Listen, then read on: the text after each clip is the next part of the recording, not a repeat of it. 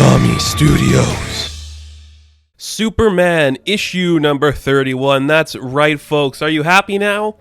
We got some classic feeling Superman stuff. Some people aren't going to complain, but they'll find a way. John is still old. Get used to it. He's great. He's fun. A really, really fun Superman book.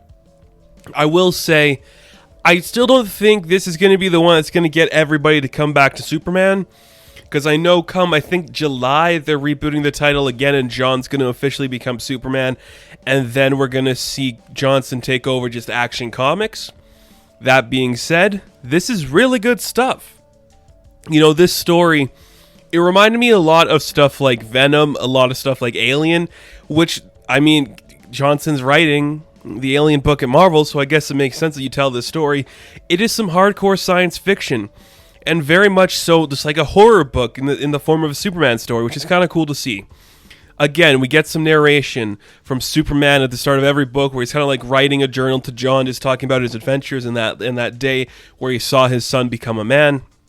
It opens up with Clark talking like, you know, some may call me the strongest person in the universe, but even there are certain moments where things still surprise me. And things even scare me. So we see that where we left off last issue, some of the Thracians were turned into like these weird, they're like Symbiotes, they're like these shadowbreed, like phantom weird creatures that like absorb into the people and black out the eyes and make them these like evil creatures, kind of symbiote. Was that intentional? I don't know. I mean, you could have made this a story at Marvel and have this be the symbiotes, and you could have this be a character instead of Superman. That being said, though, it's really fun. And it flows really well. You know, like, there's so much just like, we're doing the story. Here's the action. Here's our character struggling to make sure everything's okay before the planet gets infected and kind of wipes itself out. And that's very fun to see. So they get attacked by some things. John shows, like, his dad this new power that he figured out where he can, like, use his energy blast in, like, a certain way with his laser vision where things just kind of, like, blow up in a certain spot and it's very timed and precise. And his dad's like, that's pretty impressive. Not really sure how you figured out how to do that, son, but you did great. So they take the ex-ruler, the ruler who passed away. His son is now in charge. He's like one of the only Thracians still left, so they take him away. They're trying to save him. And basically, one of the other leaders, who was kind of like a tribal leader for the group, Faldor was his name, he kind of like built this technology that they used like eons ago when they last met with Superman to stop the shadowbreed from taking place. But if we were to amplify his device in that sense, maybe we could help all the infected people on this planet. So the plan is in place. John is going to take Korath. I think it's Korath, something like that. He's going to take him to go get the device set up, and maybe they can actually save the planet. Superman's going to go to the arena and try to get everybody else together so nothing else happens to the people of this planet. And you're just like, fun stuff, man. Let's get on it. We're in like a really tense situation. We built up the tension really well. This is kind of what I wanted from a Superman book. It's not high stakes, but there's still a lot of stakes involved here. We are following this story of these people just struggling to stop this infection from spreading over an entire planet. And it's very cool. It's just very intense and riveting stuff, and it really works for the Superman character. So I think this is going to make a lot of people happy in that regard. I like it a lot. We get a nice page where we see the Prince of Thrak and we see John just talking about their fathers and how it's hard to live up to that mantle. Because even if the world wants you to become Superman, your dad is Superman. Superman's not a title, it's you. And I just love the chemistry between that. It just worked really well as having that moment. So we see Clark goes to the arena where everyone kind of was at the beginning.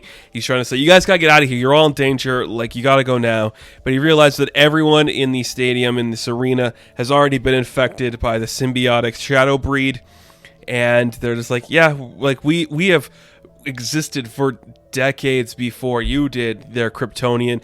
And again, when you do like we are like this ancient being, I'm just like, this is really nulling the symbiotes here. I'm not complaining about that. I'm just like, you could really tell this story with other characters, which is very fun. It's not a bad thing. It's really cool. This artwork is really nice too. It's just really crisp and clean, and the colors for like everything in space, it's got a very nice background, just like the darkness and like the outline of the characters with like this white shading. It looks really nice and really distinctive. Very, very interesting the way they made this look. So Superman's just kind of trying to fight his way through this horde that's coming after him, and we're trying to figure out what's next to go on here. So Jonathan takes the ruler, and they're in like the lab trying to figure out, okay, we can build this device. But it turns out that John was played, and that like this man, the prince, was spared because now he's going to be working for the shadowbreed. All of it was a ploy to get Superman here so they can take him out just like John envisioned, and now he's freaking out like this is not good. We see Clark trying to save as many people as he can, not really working to any effect. And the narration comes back. He's like, you know, son, I was too busy trying to do this and do the right thing that I failed to realize that everything was right. Like, this is literally what you said was going to happen, and I couldn't stop it as much as I wanted to. And then, like, the only thing that could keep me out of it, the only thing that's helping me figure out how I can escape this darkness is a heartbeat, and it's your heartbeat. And we see that it comes down to John, and he's going to have to save the world. He's going to have to save all the people of the planet because his dad was infected. And we see that the big ship that they used at the beginning of the book, it's coming back to attack everything, and it's very cool. And it's just like, okay, it's down to John. We're getting our final narration from Superman. Like, it's up to you, son. Your heartbeat, that's the moment I knew. When I heard your heart in my final moments before the darkness took over, I knew you were going to be the one to do the right thing, to be the hero, to be the Superman.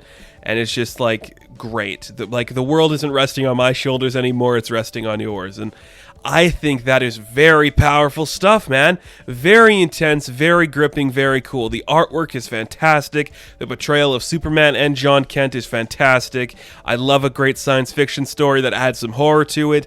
I love the John Carter-looking creatures. I love the alien feel.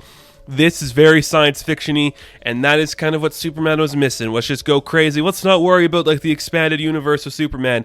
Let's go to space and like do a bottle episode, pretty much. It's so cool and fun. And then we do get a backup in this, focusing on the characters of Loose Cannon and Gangbuster.